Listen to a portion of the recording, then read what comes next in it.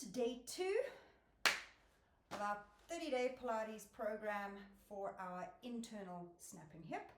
We have no equipment today, so I have not forgotten this time.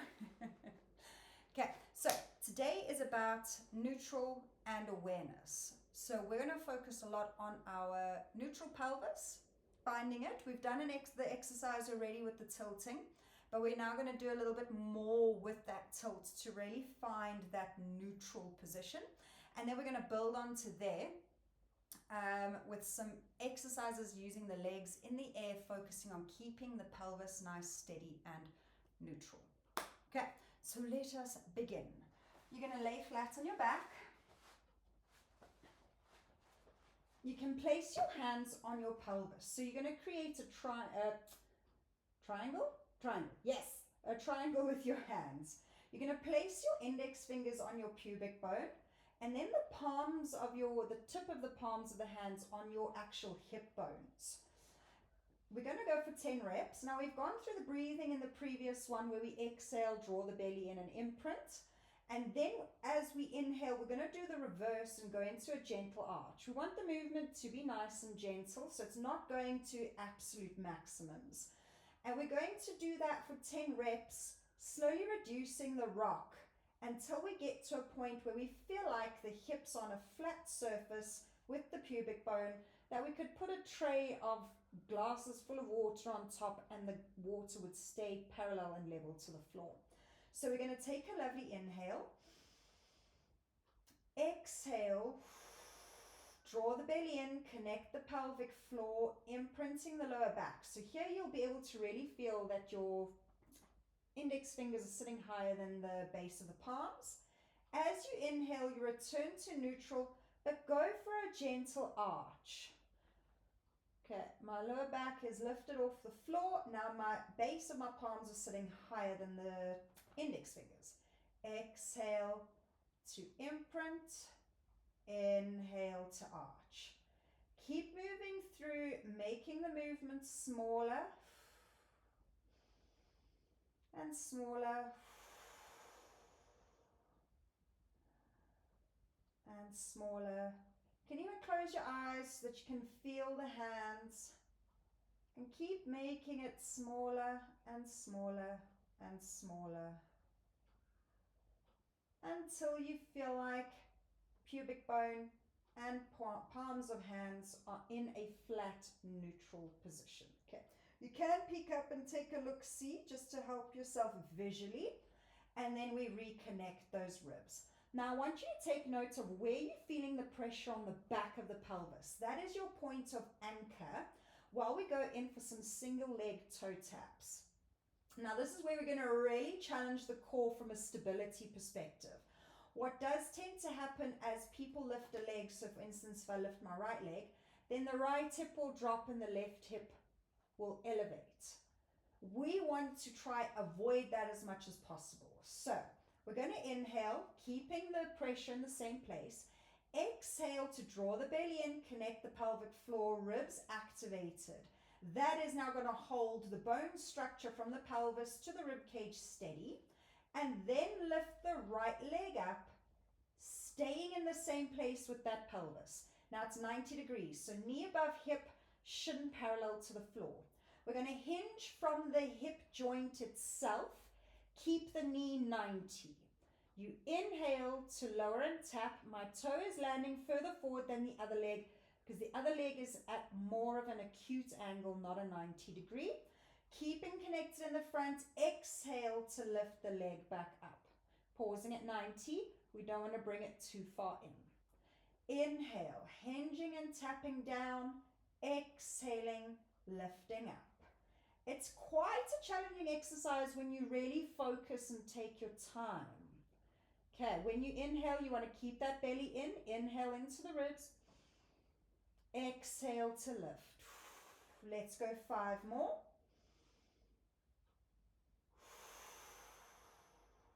4 more. Keeping the base of those ribs connecting. Squish that imaginary marble. So this is helping to teach the hip now how to glide without compensating sensations from other areas. And gently lowering back down. We're going to reposition those feet. Okay, so my hips rotate to the left. So when I lift that left leg, that issue of the left hip dipping down, right hip rising up is going to be more dominant. So we're going to focus even harder on that core activation. So still in that neutral pelvis, pressure in the same place, arms down to the sides of the body, inhaling. Now exhaling. Pelvis is staying neutral, ribs are connecting, belly drawing in, pelvic floor lifting, and then lifting that left leg up. The struggle is real. Okay, again, 90-degree at the knee, 90-degree at the hip, hinging from the hip. Inhale to lower, exhale to rise.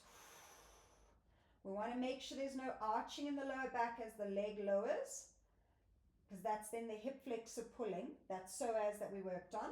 So we've got to keep that neutral and exhale to rise. We're getting the deep intrinsic core to now stabilize. Inhale, exhale.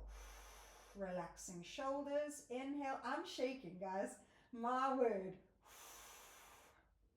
And for 3, 4, 4. Yes, Pilates instructors cannot count. I understand. 5. I blame it on focusing deeply on technique. So I think it's a good thing if you have an instructor who can't count or keep count personally. And that's what I'm sticking to. And let's go 4 more. Retightening. So you can see my belly isn't rising or lowering.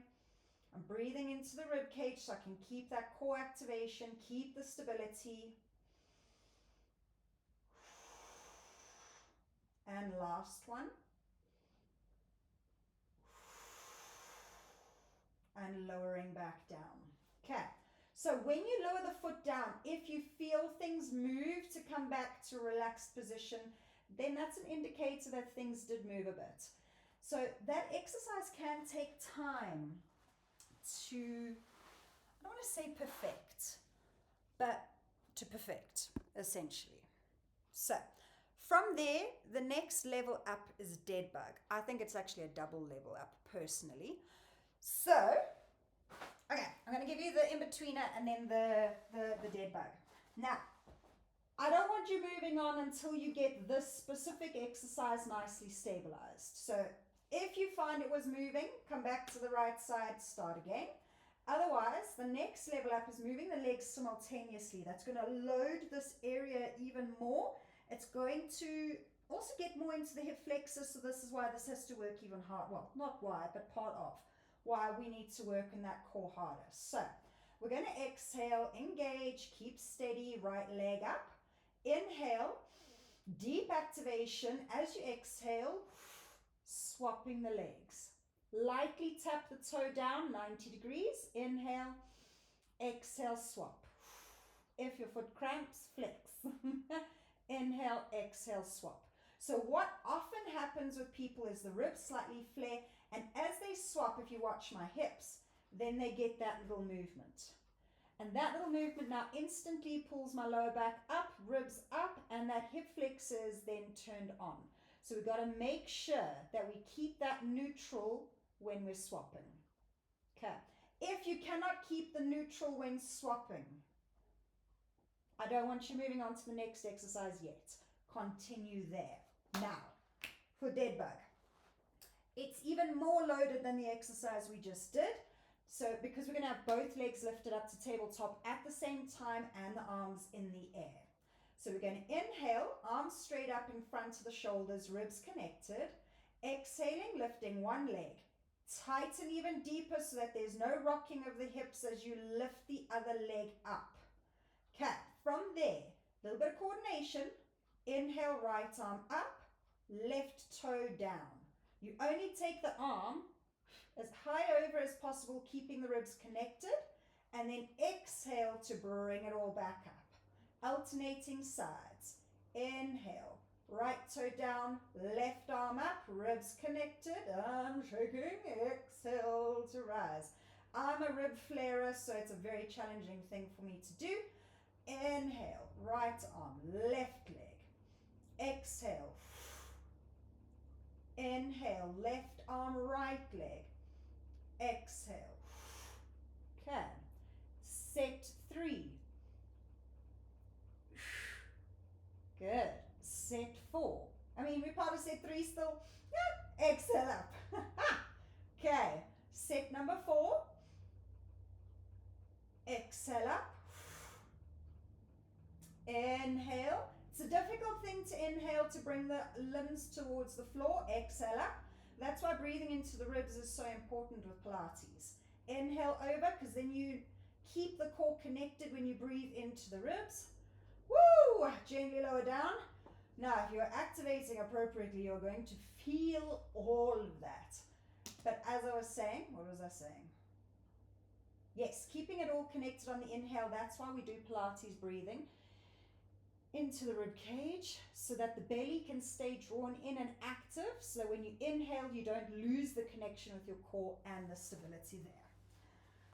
So, voila, that is day 2 of neutral and awareness. So all of those exercises really focused on helping you stabilize while keeping your core connected. No, yes, yes. Brain, recalibrate. When your core is your deep intrinsic core is connected appropriately, then the pelvis and everything's going to stay stable and still, which is then going to allow your hip joint to then move independently on its own. When the pelvis is moving, rocking from side to side, arching forwards and backwards, that affects the position of the pelvic socket of your hip in its position. So if we tilt it to one side, then it's going to move, tilt to the other side, this way, that way, so on. So we want to isolate that stability so that that joint itself can start moving the way it's supposed to, glide within that joint the way it's supposed to, so we can bring back some correct movement within the joint while we continue to work on our snapping hip syndrome, darling. So yes, that's our session for today. It's a little bit more loaded, but please, rather stay with variation 1 until you feel a lot more confident with moving to variation 2. And then once you're confident with variation 2, go in for variation 3. Bigger is not always better. You want to make sure you're doing it right and being effective. Otherwise, there's no point in doing it. It's not an egotistical challenge that we're having with ourselves. We're working with the body that we currently have. And that's the most important thing. We want to work with where we're at so that we can build appropriately to achieve what we're wanting to achieve. So there we go. Thank you so much. Let me know in the comments if you have any issues that you'd like to have addressed, and I'll be happy to help. Bye.